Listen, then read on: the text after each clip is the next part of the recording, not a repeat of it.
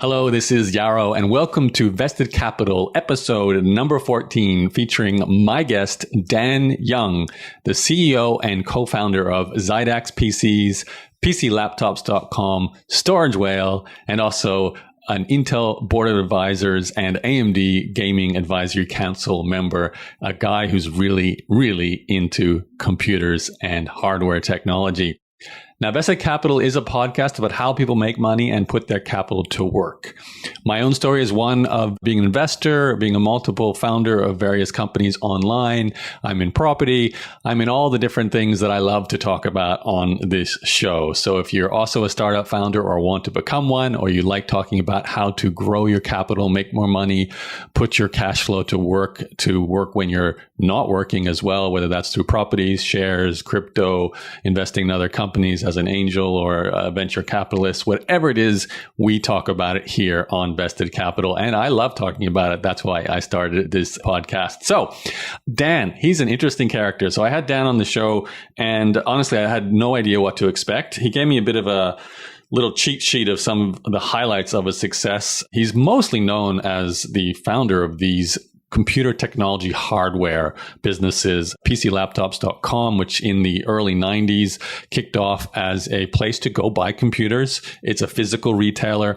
It went on to become a huge success. I don't even know how many hundreds of millions of dollars worth of computers have been sold through PC Laptops, but I'm sure it's a lot, especially because now it's been almost like I'm reading Dan's LinkedIn right now. His tenure as CEO of PCLaptops.com is 29 years and 6 months. So it's a big career Dan's had with that company. And he's also the CEO of Xydax PCs, which, as you'll hear in this interview, was their opening up of an online channel for distribution and selling computers online, which is like starting a whole brand new business. So Dan does talk about that. And also it was a little bit of a focus on PCs for computer gaming. Obviously, that's a bit of a niche in that subject, that industry of selling computer hardware. Storage Whale is a more recent company, and we talk about that. It's a company about basically providing a secure online cloud-based storage at a very reasonable price. So Dan does talk about that. We talk about his role on the Intel Board of Advisors, what that means, how that came about. Dan also told me he's done over $600 million in property deals. So he's been very smart from the beginning, funneling in profits from all of his hardware PC companies into property. Really, from almost day one, you could see that Dan was focusing on that. And that's gone on to become a really big part of his investment strategy. So I also asked Dan to explain a little bit of those deals that he does. Now, Dan is, as I said at the beginning, an interesting character. And when he talks about everything he does, it almost sounds too easy. I have to admit, I'd ask him, how did that new company succeed? Well, we did this and we did this, and then it just worked. I tried to dig a little deeper when I could with Dan. He does do a great explanation of the key people in his team. I kind of asked him how he can live a day in his life. And one of the things he does is go to the park, go for a walk, have his phone open, has conversations, and he gets deals done through these conversations. But I asked him, you must have people in place to execute on these deals, which he does. And he then goes on to list some of the key roles that help him be the person who's making decisions and kicking off a deal. But obviously, there's all these people behind the scenes who make it actually happen. So that's a great part to listen into this interview. There's all kinds of little tidbits of advice and wisdom that Dan drops from obviously a very long career now as an entrepreneur and investor. Overall, a fun interview. Just don't expect us to drill deep into the nitty gritty of every single how-to step that Dan went through to grow his companies. There's a few of those, but it certainly was one of those podcasts where we just went all over the place in topics, but I'm sure you will enjoy it. Now, just like Dan has brought on a team to help, complete deals and live the kind of lifestyle he wants, every entrepreneur should do this. And one of the first things I think you should do when you're growing your team is to delegate your email and customer service management to someone who is a specialist. And that's exactly what my company, Inbox Done, does. We provide you with an inbox manager or 2 or 3 who will step in and reply to your emails for you, who will manage your inbox, who will set up a system, create SOPs, standard operating procedures, documents, processes to manage everything that comes into the inbox. Because probably like a lot of CEOs and entrepreneurs, Your inbox is kind of like a to-do list. Someone sends you an email and it has something in there that you need to do. That's not the way you should be managing your email. And that's why you need an inbox manager to step in and be a buffer, be a first line of defense. So you can focus on what matters most. You can do the growth task. You can do the tasks that are fun. Spend time with your family, write a book, travel, or just make those key decisions like Dan does to do new deals, grow your company, invest smartly, while your team, including your inbox manager, is managing your email, doing the customer service, and so on. If that's a role you currently need to fill in your company, head to inboxdone.com, book a discovery call, and we can talk about assigning you some inbox managers to reply and manage your email, customer service, help desk, social media messaging, all those parts of your life and business. Okay, that's it for me. I'm going to press play on this interview with Dan. Enjoy. Hey, Dan, thank you for joining me. Hello. You're the first caller coming in live from a car, which I think is very appropriate, actually, because I first came across your work seeing a lot of photographs of you with cars, in particular choosing between two different cars, and you telling a story from your early days, which grabbed my attention. But besides that, I'll be honest with you, I don't know a lot about your background. I've been digging around into the sort of areas that you specialize in, but maybe for the benefit of all the listeners too, do you want to give us just an overview of everything you stand for, everything you do, and everything you're focused on? Yeah, I'll give you the quick one. Grew up in Los Angeles, California. Immigrant parents. They didn't speak English. They escaped communism in China back in the 40s, 50s. Came to LA and were janitors and didn't make a lot of money. So we were really poor. Became a rowdy teenager. Went to Juvenile hall for doing a bunch of shenanigans. And then came to Salt Lake City, Utah. And here I started a business selling computers. And also on the weekends, it was fun. I was selling Ginsu knives and brass knuckles and pepper gas at the swap meet. Oh, wow. And one thing I realized, though, is this. I was only making like a couple $100 for each day at the swap meet. Is I dressed up in a samurai outfit, right? And chopped up fruit and vegetables, and we were making like $2,000 a day. I'm like, what if you could transfer that into computers, like make really stupid commercials? This is like pre-internet, right? Well, pre-mainstream internet in the 90s. So did that, we just took off, went crazy. So that's the short of it, though. But between there, I had a lot of weird, odd jobs before I got into computers, and then here I am today doing all kinds of crazy, fun stuff. So, can we list out everything? I know, forgive me that I mispronounced this. It's CEO of Xydax PCs. You got it. PC laptops. Awesome. And Storage Whale. So two PC companies and a storage company. And you're heavily in property investing too. You told me in advance I'm reading a lot of zeros here, 600 million in deals I'm assuming that's property development. So lots I'd love to talk about there. But maybe let's continue that story. I'd love to go back to what you were talking about there in your early days when just getting started. Did you have like a personal goal? Did you were you focused on avoiding a traditional career or making a certain amount of money, or you just loved the idea of being your own boss? What was your kind of focus at that early stage? Oh, I had the idea of being an entrepreneur. When we grew up, we were so poor, we had to count change in the laundry room. I'd watch my mom cry to buy food. So I was like, well, I want to create something that, I don't have to stress about those things. And so working for a few other companies when I first got here was fine. It was great. I learned a lot. And the company I was working for was interesting. It was called Silo. They were like a Best Buy, and they went out of business. I was the computer sales manager, and I asked my old boss, hey, can I get the database? And they had it printed out on all these sheets. And so I got 25,000-ish numbers, and I cold called them and said, hey, if you bought a computer from me, I'll honor your warranty for as long as you own it. Here's my pager number. And the first year we lost $27,000. The next year we made over $1 million. So when I say we, my wife and I, so super happy about that. So Dan, that's amazing. I remember reading about that. I was a little curious. I couldn't sort of connect the dots. I understand how you might lose 27,000 initially because you had to do all these repairs that were your responsibility. How does that turn into $1 million though the next year? Is it just from the sales of the product because people were so happy with your warranty service? Yeah. So what I would do is I'd call these people, and I did a lot of service calls, and I hired a friend to help me, some college students. And I said, can I put a sticker on the side of your computer so that like, if you have a problem, you can call me. Plus, if you need new computers or software or anything, I'm here for you. everyone just started calling the number saying, hey, I'm building a new office and starting a business. We're hiring, we're expanding. We need a bunch of computers. You're awesome, dude.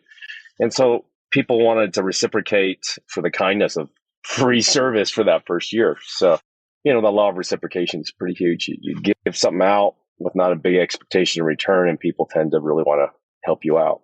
Okay, so that sort of kicked off like a word of mouth and kept talking about this guy who's doing this amazing free service. How did you get that skill set with computers to offer that? Video games, man. So playing a lot of video games when I was a kid. Okay. My parents were like, what are you playing so many video games for? But they were pretty cool about it. They supported me. Back in 78, when I was a little kid, my dad, he's an artist. He became an artist, and he did the Apple computer instruction manual. He designed the boxes and the packages for Apple. He's like, dude, I did a trade. I got this computer, this Apple II thing. So he brought it home, and that's where I learned to play with computers. Nice. So how old were you at that point?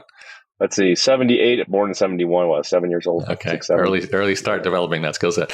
Okay, take us forward then with this first year or second year, I guess, when you had $1 million in sales, and it was just you and your wife, you said at the time. I imagine that didn't stay the case. Things would have expanded pretty rapidly.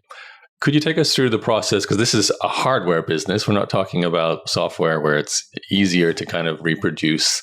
You're selling something, you have to have inventory, make sure you have the parts. You have to, I'm assuming, assemble computers. It was more like a bespoke kind of product, right? Mm-hmm. And then deliver and so on. So how did the company grow through that early phase? Well, really just grinding. 7 days a week, pager going off. It was crazy. I did have some friends who were kind of computer dudes, as well, that knew how to fix them. And sometimes I would just say, hey, man, can you help me out? And these friends of mine were pretty cool. I'd pay them some beer money, and we get the work done. So it was really super bootstrap. First, I thought it may not work, but luckily everything turned out okay. Yeah. So, lots and lots of labor, Okay. So the friends assembly line by the sounds of things. So yeah, I'm trying to think back. I know when I was in the 90s too, buying a computer was, I guess, less of a commoditized experience like it is today, where you sort of just you go Dell or you Apple, you click the buy button, kind of away you go. Back then, it did feel like you built something custom. If you're a gamer, I mean, it's still the case for gamers. I know you choose the parts and the power, but for a lot of us today, it really is just, I'm buying an office computer and away you go. Can you kind of take us through the sort of expansion of this business during a time where, correct me if I'm wrong, it was a boom time, right, for computer hardware. Like you probably would have enjoyed riding a wave in some ways because internet was growing. Thinking back to the biggest players at the time, there was a lot of, correct me if I'm wrong, like Compaq. It was just more, I felt like the computer itself was a bigger thing back then, where now it's more the internet and the software companies and so on. But you really heard about Dell and Compaq and Apple for their hardware at the time. And were you kind of enjoying riding that kind of wave with your company as well? Yeah, I mean, the demand was really high, but the demand is higher now for us. And we shifted away. I had a lot of friends who owned other computer companies, and they tried to commoditize it as time went on.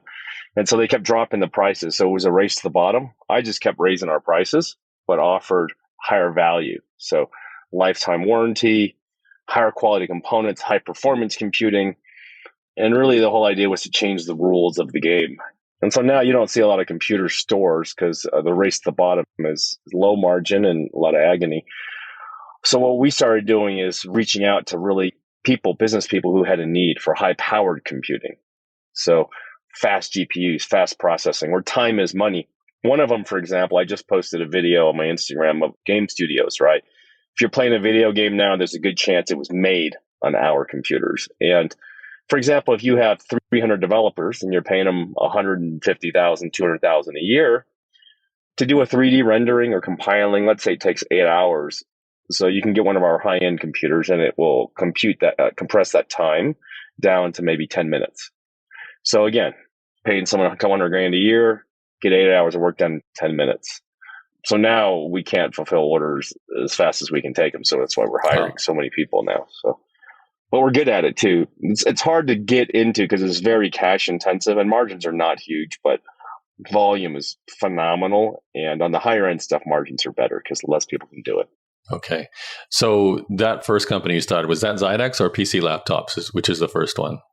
PC Laptops, which is retail, brick and mortar. Okay. So I'm assuming like we're talking a long time here, 1992. So you've been in that space for quite a while. You must have had to keep reinventing yourself. And did the commercials that you did, is that sort of the starting point in terms of really becoming mainstream, or is it later on? Yeah, I remember that we were selling little over $1 million, $1.5 million a year in revenue, right? And I started making really stupid commercials, just outrageous, funny stuff like Jackass, right? And it was crazy. That next year, within 12 months after coming out of my shell and being more authentic and crazy, because I naturally am that way, that next year we sold $5 million in revenue. And then it just kept going and going and going. Wow. Now, when you do that, did your lifestyle change, or is it still like putting all the money back into the company? You know, I always pay myself first, in that we look at the company's needs and we have pro formas. So I have an idea of how fast we want to scale it. And so I budget that as an expense to do that. And then I roll off extra money into other investments like real estate, stocks, cryptocurrency, a little bit, you know. Okay. Did that start though in that $5 million year? Like, I'm assuming, like you said, the margins can be a bit slim. So I don't know. At that point too, you might be thinking, I want to get to 10 million and then 50 million and so on with the business, as opposed to when is the time to start pulling some cash back and putting it into other assets? Because we're talking the 90s, I'm assuming still. Yeah, as soon as we were profitable at all, even when we were doing the $1 million mark, I was peeling off extra cash to put into stocks and small real estate investments like duplexes. You could buy a duplex that's $700,000 today, back then for like $57,000. I remember first one. Oh, wow. You know, always diversifying, paying myself first and building that passive. There's no passive income, but building a separate form of income. Okay. So your life back then was like doing the commercials, making sure you can deliver on all the orders, and then also going around looking for properties to buy, researching stocks, and sort of building the empire that you now sit upon, if I'm right, Dan. Yeah. And it wasn't that time consuming to do the side hustle stuff. It was like very little time per week, maybe 5 hours. Okay. Very little. So when did Xydax come into it? It was much later, I'm assuming. It's like August 2011 on your LinkedIn. So for a long time, you're more in the sort of general office retail, and then you got into the more video game specialized computers. Is that right? Yeah, I had a friend and his other friend. They had the two largest privately held gaming computer companies in the world. And I joined Intel's board of advisors on their board way back then. And then I was the only guy who was gaming. And so everybody there was like data center, cloud storage, just boring stuff, right? So for a couple of years, I was the only one there. And so no one really cared about gaming, right? And then I'm like, you know what? This is up and coming. So I started bringing in a couple friends who owned these big computer companies. But I'm like, dude, if I get you on here with me, I need you to show me how to like do gaming on e-commerce, not just for brick and mortar.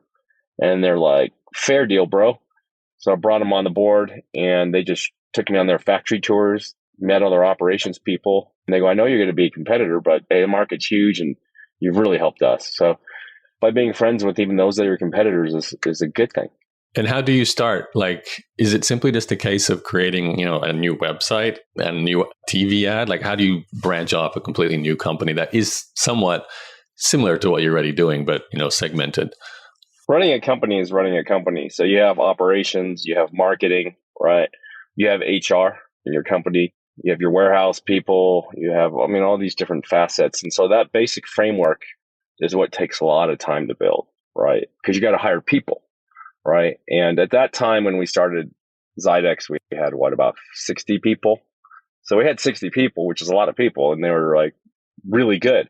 And so I brought these people into the idea that said, hey, you guys want to do this? This is going to be really cool. And they're like, this is no different. This is just e-com. And we were terrible at e-com. So our first was find people that understand internet marketing and front-end dev and back-end development. And so we brought in those people and then made our websites. And it was just like selling retail, but it was online. So pretty easy. Okay, so is that, you make it sound like pretty easy, but I'm sure it's not super easy. If I'm understanding you right, PC Laptops was more not online retail, more physical shops. It's all physical shops. All physical. Okay, got it. And then Xydax was your first attempt at the sort of the e-commerce landscape with that video game sort of focused marketplace. There's a couple of things I'm curious about, but I want to go back to one thing first. You joined the Intel board of advisors. When I hear that, I'm like, what exactly does that mean? What do you do on the Intel board of advisors? And what do you see? Like, what are you privy to as a result of that role? So we're under severe non-disclosure agreement for Tell me everything, certain Dan. things. But I can tell you the purpose of this is this. Most of the people on the board of advisors are the longest standing, best relationship clients of Intel. So your customer knows really, what you need to provide, right? So when they come out with chip launches and timing of launch date, marketing campaigns, new problems customers may have, what we call it feet on the street. What are customers saying about us? How are you guys doing? How can we help you? Really, they've been great about helping us scale as well with resources and knowledge and different forms of capital and things like that. So it's a good symbiotic relationship where we're helping them stay in the hearts of the customer, right? And helping them with that timing. And then they do really a lot of the heavy lifting once we're like, okay, this is what you guys need to do. And they just follow that and they do well. So it's pretty cool. Okay. Did you find that, like, I can understand the benefit for them in terms of they're getting you're sort of like a super customer in some ways, that you're buying a lot of product from them, but then you're retailing it to your customer base. On the flip side for you, is there a sense of like discovering what's coming next? I know you can't necessarily talk about it a lot, but how did it impact your business, I guess? Like, did you plan a new commercial simply thinking about what they're producing next, and that gave you that ability to kind of have a relationship that kind of led your business in certain directions that you wouldn't otherwise have had if you didn't have that experience on the board? Yeah, I mean, we're part of writing the future Right. of what they're going to do. And really, because we're part of crafting that future, we can craft ourselves to align with that, to support them, and they support us. And the cool thing is, not only are we able to support the fellow board members, but we can help the whole community. Because I have a lot of friends in the computer industry doing different facets of things. And sometimes we'll meet and I'm like, hey guys, this is where things are going. You guys need to be prepared for this. And they love it too. So you make a lot of friends because, your competitors sometimes become your partners. So I think giving without a huge expectation in return is significantly important. Okay, cool. Going back to then the story with Xydax and PC laptops, I would like to know a little bit more about the switch to online. A lot of my audience is certainly online business people, so they are interested in that. But in some ways, you're kind of entering a space that I would think for a lot of people they would choose not to. Obviously, you have the advantage of already having a supply chain, understanding a customer base. You have a product, so it's not as big a leap to then say we're doing online.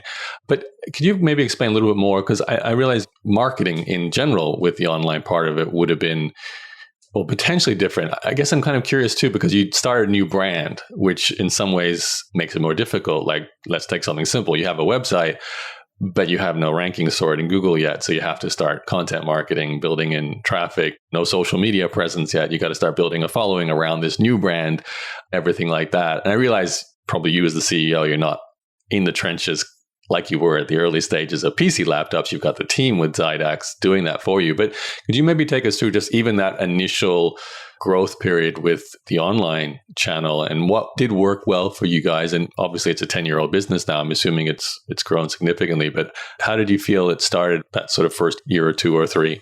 The first few years were terrible. Like, we lost money, tons of it. Okay. Probably over $1.5 million. It was horrible because we sucked at it and no one knew us and nobody cared. So I just kept burning through cash. And it was at a point where I'm like, do I really want to do this? Like, maybe we just should do more brick and mortar.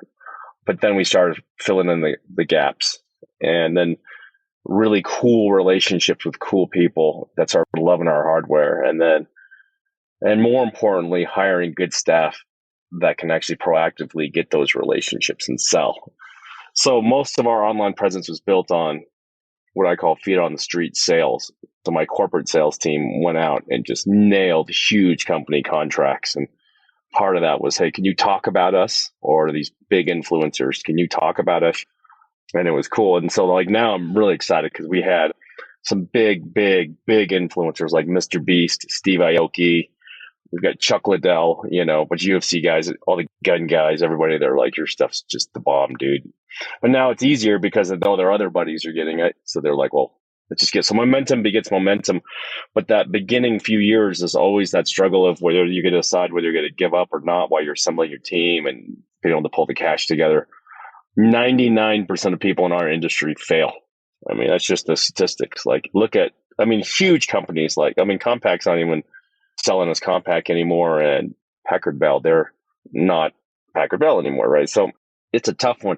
What I would recommend to entrepreneurs out there who's thinking about a startup, though, is one, get to look at some successful companies that were able to scale there fairly quickly.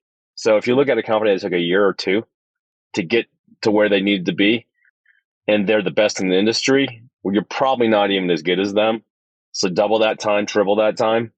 So if someone got there pretty fast, let's say 6 months to a year, then your chance is a lot better. And then you can just watch what they're doing, because they're probably just looking at what some of the other big brands are doing, stand out and getting there fast, though. But software is what I would probably, if I had to start today, like someone bought my company and I didn't have a non-compete and I had to start, I wouldn't do computer hardware. No way, man. Because I don't got another 5 years to burn, I just don't. I noticed, Dan, like you seem to spend a lot more time today in a mentoring kind of role, like you want to help other people become millionaires. When did that sort of switch to teacher come about? Well, it was interesting because my first thing was, okay, employees. I want to teach them how they could scale faster and build the dreams of their life, and then I'm like, well, you know what? I should probably just reach out and give that to everybody. That's something that we got to help to make the world better. So I started making my little podcast, Dan's Millionaire Code, and then my Instagram and social media stuff. And that was really something that gave me good fulfillment, because I felt like I'm giving. This feels great because you're helping out. If it's all you, it's really lonely, So, and then I started making a lot of friends with that because I was helping a lot of people and scaled it from there. And the crazy thing now is I have people that are doing 10 times, 100 times better than me, and they're asking me for help in certain specific areas. So, I mean, it's super rewarding. It's fun. Yeah. I notice a lot of entrepreneurs who have success in like a space like what you're in, like a physical product space, and they enjoyed building that business, but there comes a point where, like you said, it's a little bit lonely, or maybe you want to pass on what you've experienced and learn from, not so much stay building more and more, selling a physical product. It's kind of like a process you can let your team run. I do want to go back though to property, because you told me a fairly big number, $600 million in deals. I don't know specifically what you were referring to when you said that. Can you break that down a bit more? Deals are simply just revenue transacted in my career. That's it. Okay. Simple. So how has that changed? And like you said, the first ever purchase, you were kind of focusing on duplexes around the $50,000 mark. You are talking about maybe, I don't know, 25 years ago or so. How has that changed over time? Have you been like buying and holding, or have you switched strategies? I don't sell a lot of property now. I usually buy, and really it's just mathematically driven. So everything I buy is based on a cap rate. So if I buy it and I can make an 8.5% return, 8.5 cap, cool. And I like the bigger projects, the better, because it's the same work to do a big one as a little one. That's my formula. And I usually just hang on to it. And then stuff right now, luckily, is appreciating, which is cool. But as long as your income is much larger than your debt service, is, your mortgage payment that you're paying the bank, and you have cash flow, then that's great. Just keep it forever. So pretty easy formula. Sure. Yeah, you just have to build the large cash flow source, and away you go. When you said larger deals, are you talking like multifamily, 150 units, 100 unit buildings, or are you still sort of, what's the number like? 3 to 5 acre developments, industrial flex, retail. I like those because I can sell to other business owners or rent them to business owners and give them a good deal. And it's great. I have so many friends who have businesses. I can just buy the properties, send an email out to 200 guys, and they're just like, I'll rent that. That's cool. So it's just a machine, But a lot of those people I met on mentoring and doing social media, they're just like, okay, yeah, I got this deal, man. I need more space in this city, that city. So it's not hard to fill. It's easy. So social media has really been a huge benefit for you with these kind of relationships you built.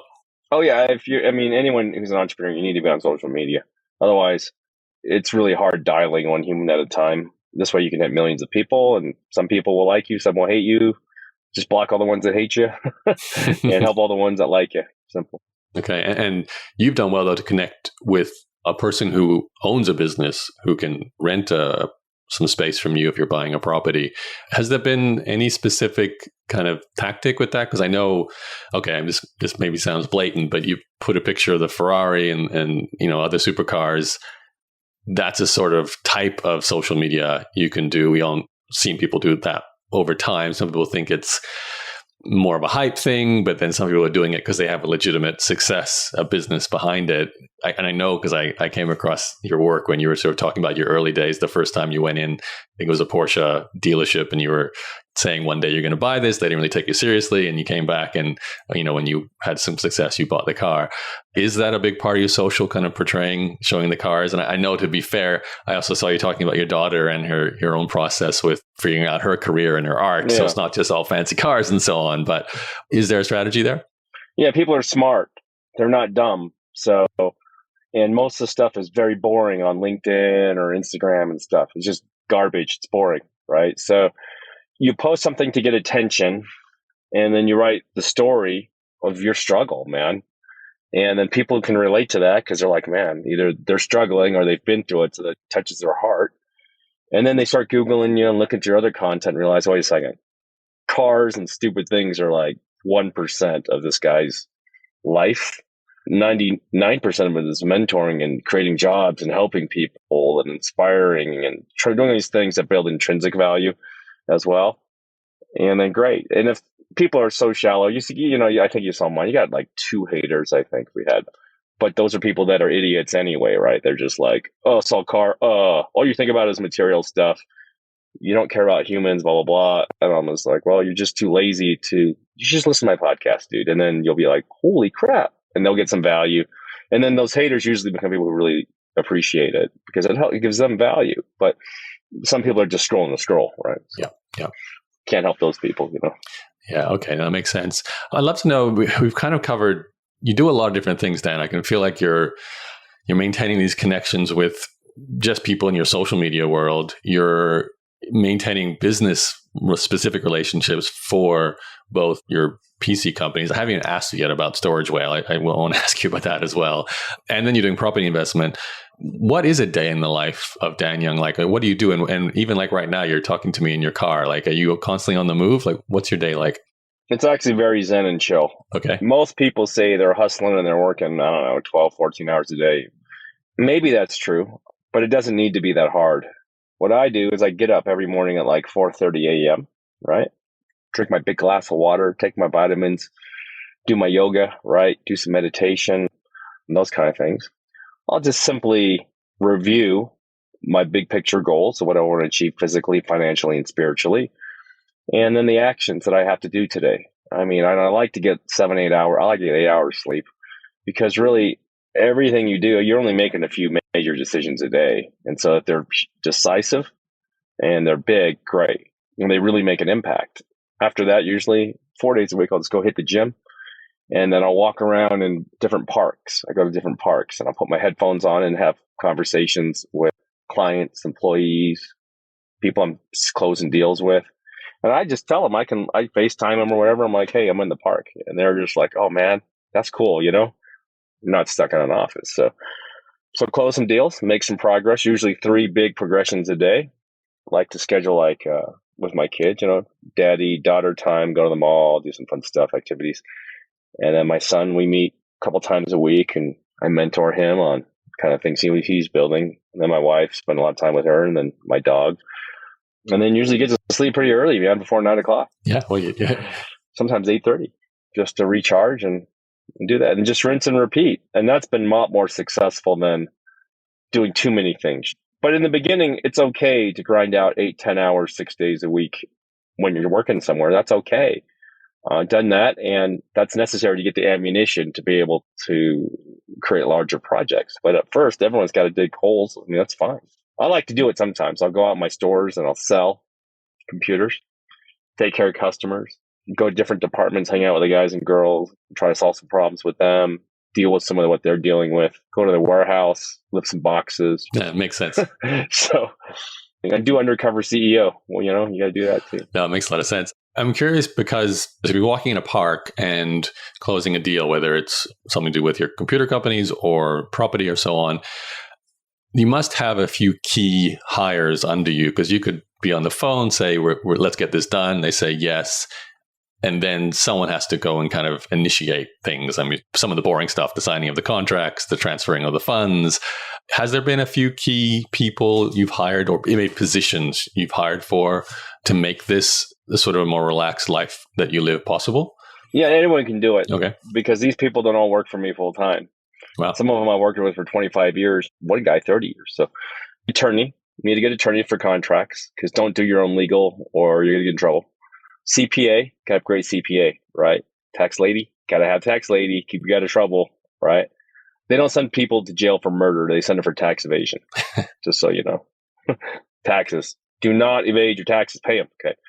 Banker, right? And it's first maybe the local branch manager, your credit union. But as you get more bank, now I deal with 3 or 4 vice presidents of big banks, the top 10 banks, and I just call a text them, hey bro, let's do this deal. Okay, fine. So you need that. Those people are not on staffing, and they're phenomenal to have. Oh, insurance guy. You need insurance guy. You gotta be well insured. That insulates you against problems. Internally in your organization, usually you'll have a financial director, right, or CFO, right? That's someone who's really, really important to have. Someone who's doing the accounting, right? Usually you'll have someone who handles operations. In the beginning, when you're super small, sometimes that person will handle like technical stuff too.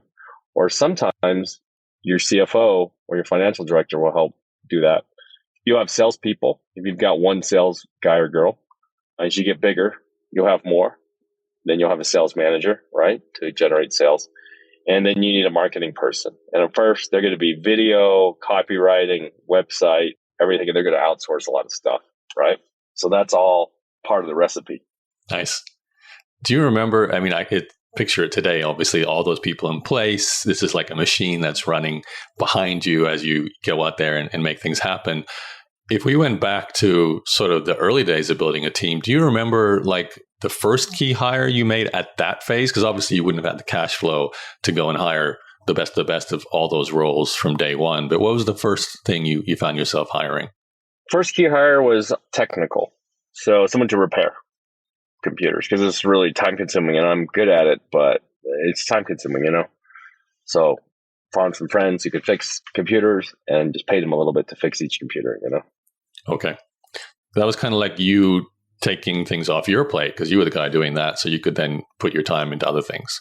Accounting, taking out the garbage, selling. Yeah, nice. I said I wanted to ask you about Storage Whale. Where does Storage Whale come into this story? Seems fairly new. Yeah, Storage Whale has actually been along. We've sold cloud backup that's super high security to banks, U.S. Army, real high-end high security institutions that need very high level backup. And I was like, hey, that kind of software or that kind of setup in the cloud costs some of these clients $2,000-$3,000 a month, sometimes $10,000. What if I could give that level of security, encryption, protection, those safeguards and features to an end user customer for $75 a year, unlimited? And so we figured out how to do that. And so I'm like, okay, well, let's just start this thing and offer it to people. And people love it. Because really, you can't get that in iCloud or Dropbox or Google for that price, for that kind of protection. So we're beating all the big guys. Yeah. When you say you figure it out, do you just go to your chief of technology and say, how do we do this? Like, how do you come up with a solution to something for just $75 a year? Well, it's easy. Well, you look at your competitors and what they're offering. Okay. Can I offer significantly more? Okay. Are there some features that we offer that are really expensive for us to buy that consumers don't care about? Like, it's not relevant? Yeah, there's a lot of those features. Okay. Can we do it in this cost? Can we sell it for this and still make money so we can sustain this for everybody? And if the answer is yes, that's something you don't need a bunch of experts. You just work it on your head because you know what you pay for the features. Then you're like, okay, well, that makes sense mathematically. Let's do it. And then you just put in the same marketing engine, and then there you are. You're off. The way you talk about this, Dan, it's like everything's just like it's worked, it's worked, it's worked, it's worked. You know, I know you struggled early on, but maybe with storage, well, this is a good example because it is more recent. When you say you plug it into the marketing engine, what does that mean exactly? Like, what type of marketing rolls out when you do that? It's pretty simple for any business. I mean, you need social media presence, but first you do free stuff: Facebook, Instagram, LinkedIn, the basic stuff. Instagram is really powerful. I like Instagram. Now you got TikTok, Snapchat, all those things. And you make some fun content that interests people. And then you have a good offer, right? And then once you start making customers happy, they start talking about it. You do some contests, you do some giveaways, you do some paid advertising when you got a little bit more bread, right? As far as the e-com side of it now, you have Shopify. So it's not nearly as hard on back end, front end dev. It's like drag and drop most of the stuff. For funnel marketing, you got ClickFunnels, Russell Brunson stuff. Awesome. Just use that. ClickFunnels, Spotify. There's all these videos like on Brunson's thing that are ready to go. You just like change that over your name, these funnels, and plug in some of your original content and you're off.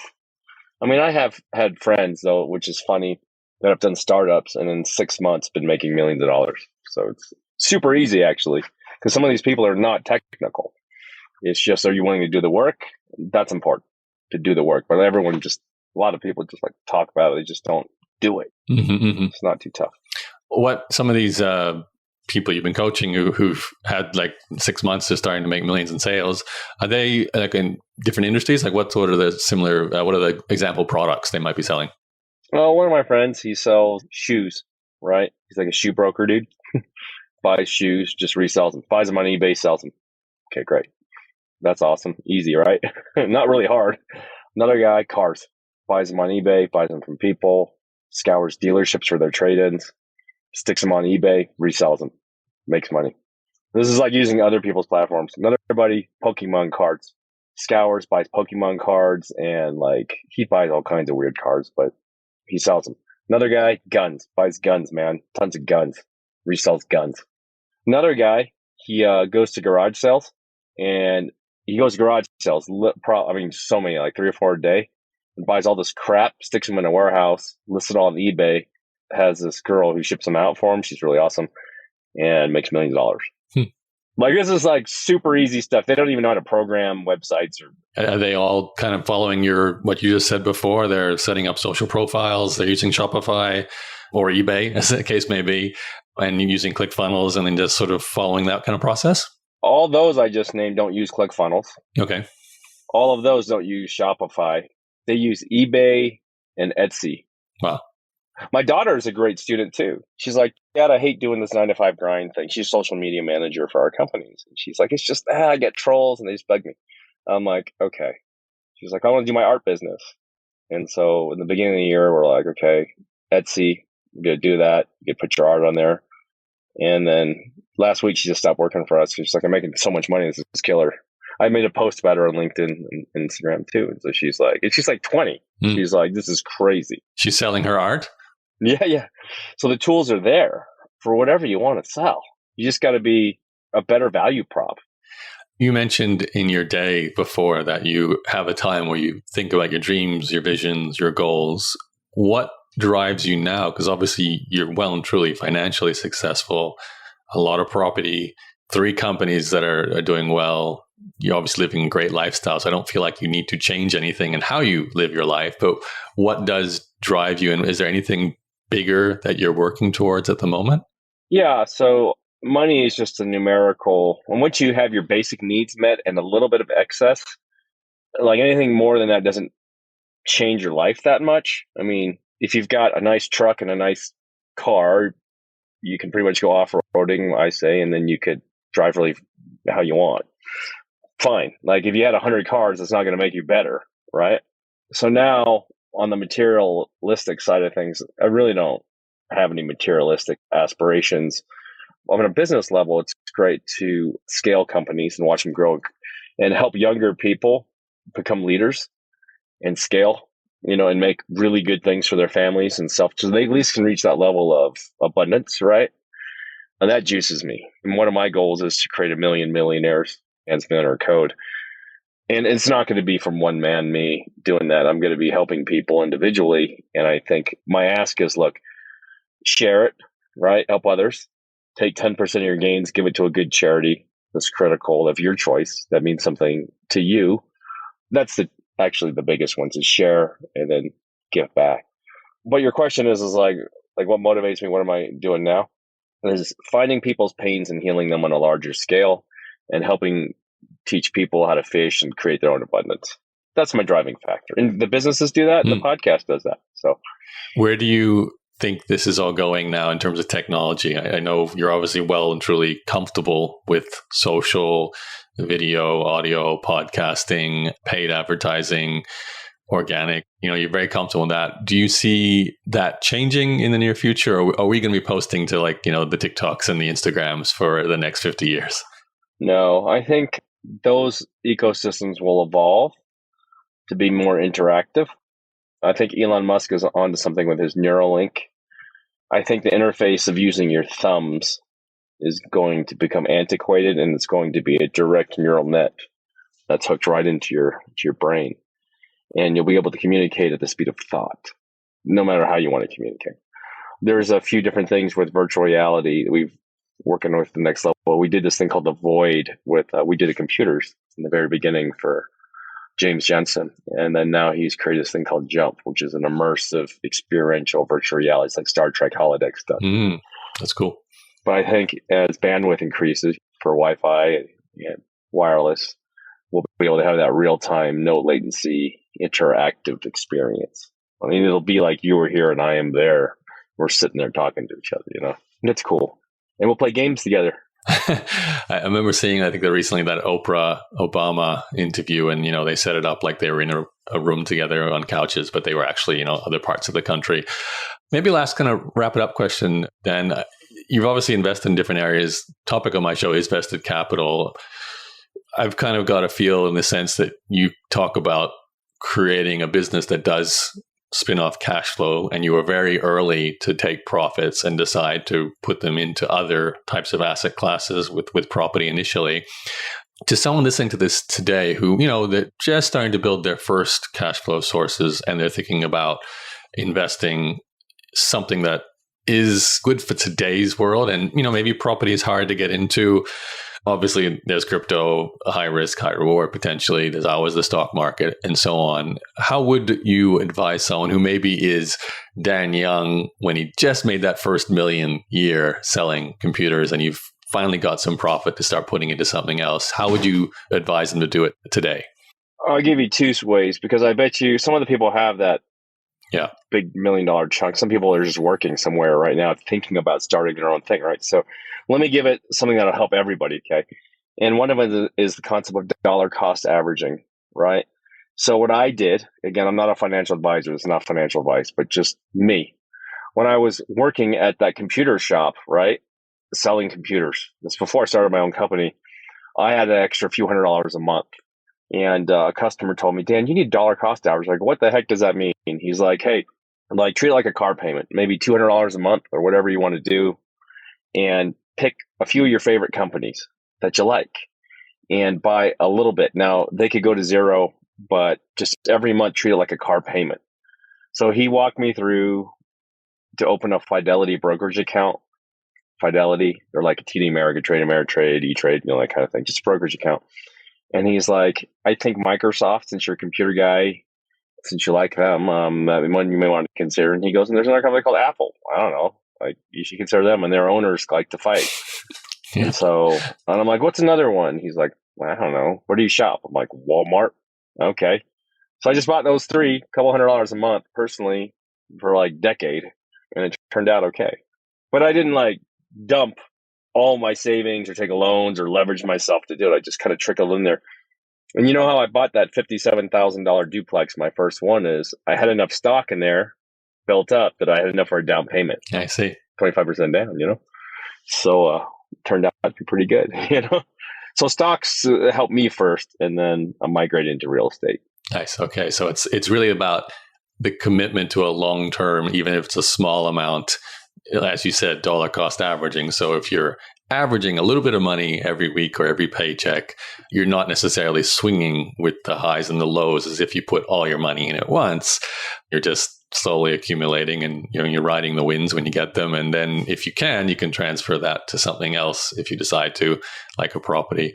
Yeah. Well, one last thing there. You don't want to be a stock picker unless you're like really know what you're doing, you're like a pro. So what a lot of people will do is they'll look at what was called an ETF, an electronically traded fund. People used to buy more mutual funds, but an ETF basically, let's say you bought an S&P 500 index fund. Basically, it's split over 500 really good companies, right? And you can buy $1 worth, right? But you own a little tiny piece of those 500 companies. There's a lot you can choose from, right? You got to do your research on this, but it's pretty obvious. Yeah. And that's a good way because if one of those companies bankrupt, you don't lose your whole egg. So a little safer for people just getting started is probably the most important thing. Yeah, I think that's good advice. Maybe last question then, Dan. You obviously have a lot more money today. Do you, and maybe you don't know this, I'm sure your accountant does, but what are your biggest holdings? Like, are you mostly property now and obviously owner of your companies? Is that where your biggest net worth comes from, or are you all over the place? My companies are probably the most valuable of all because they generate recurring revenue. Real estate is probably number 2. Stocks are number 3. I like weird stuff like Pokemon cards and guns and all kinds of like random things that are hobby, but yet have appreciation value. I own a good amount of cryptocurrency too. So I think, it's cool to have all those fun things because if one just blows up and goes to zero, at least you got something. And everybody can do that. Just if you have an extra $100 a month, just spread it out a little bit if you want. And then the most important thing is the education and being involved with those things. Yeah, and probably the most important key to your success really was the companies though, right? Because the cash flow from those allowed you to do all the other investments. Yeah, but if I still had worked a normal job, I would be worth millions and millions of dollars anyway. I have plenty of friends. I have friends who sold cars with me. I took a summer job selling cars today that are worth over $100 million because they invested correctly. So it doesn't matter whether you start your own deal or work somewhere. It's what you do with that money, and just don't buy stupid crap. Invest way more than you blow on stupid crap. Okay, well, just take 10% of your net and buy stupid crap because you could die in the restroom of an aneurysm at any moment. That's true. Okay, on that note, we'll wrap it up. What websites would you like to send people to find out more about you? Let's just go to Dan's Millionaire Code on Instagram. And if they want to check out computers, just go to Xydax.com, Xydax.com. Awesome. Okay, Dan, I appreciate the time. Thank you for sharing those pockets from your life story and giving us those insights into some of your wealth, your growth techniques. I really do appreciate it. All right, man. I appreciate you, man. Well, there you go. I hope you enjoyed that interview with Dan Young. Now, if you have not yet subscribed to Vested Capital, this podcast, you should do so right now. Just hit the subscribe or the plus or the follow button on whatever app you're using, whether it's the Google podcast app or the Apple podcast app, or it's Spotify in the podcast section there. You can also find this podcast on Audible, plus all the other players that are out there, whether it's TuneIn or Stitcher. Even Amazon has Amazon Music, and you can find podcasts there. And look for Vested Capital or look for Yaro, my name, Yaro, and you will find the episodes there. And also, as one last request, if you've not done so before, I'd really appreciate if you could leave a review for this show inside the Apple iTunes. So you can find a link for that if you just head over to my blog, yaro.blog, and just click the podcast tab. Then you'll find the link to Apple. And if you click that, you can leave a review, or maybe you just open this up in your Apple podcast player right now and you can leave a review that way. I'd really appreciate that. That'll help me reach more people, get better guests, and of course, continue to provide these interviews on a consistent basis for you.